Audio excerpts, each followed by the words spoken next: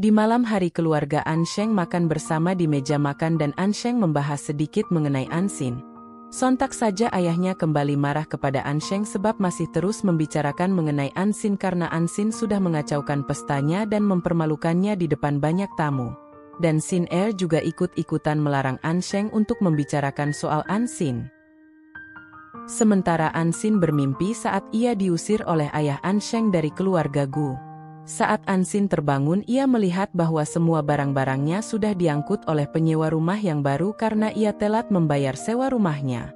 Ketika Ansheng mengetahui hal tersebut, ia pun menawarkan adiknya itu untuk tinggal bersama di rumahnya.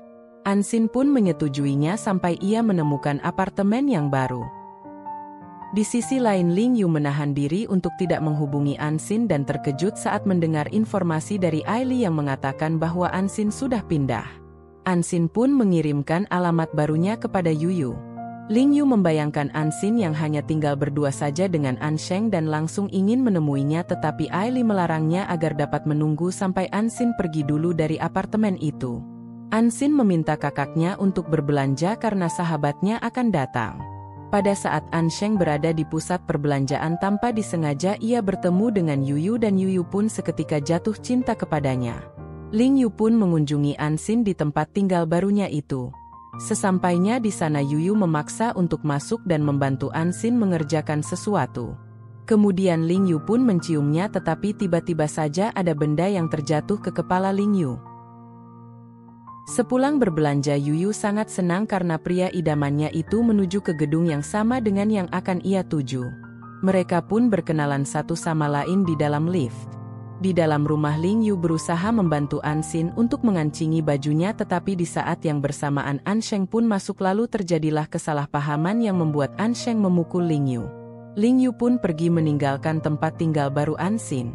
Sementara Ansin mengobati tangan kakaknya yang terluka. Ansheng sangat bersikeras mengatakan bahwa ia tidak ingin melihat Ling Yu lagi. Dan Ling Yu pun juga sedang diobati oleh Dr. Yishan didampingi Aili, sekretaris Ling Yu yang selalu setia mendampinginya. Di malam hari, Yuyu menanyakan kepada Ansin apakah kakaknya masih lajang karena ia menyukai kakaknya itu. Kemudian Ansin pun terkejut melihat pesan masuk dari Ling Yu, tetapi ia hanya membalasnya satu kali, kemudian ia tidak membalasnya lagi. Keesokan harinya Ling Yu mengantarkan masakannya lagi. Kali ini disertai dengan pesan cinta, tetapi Ansheng malah membuang masakan itu.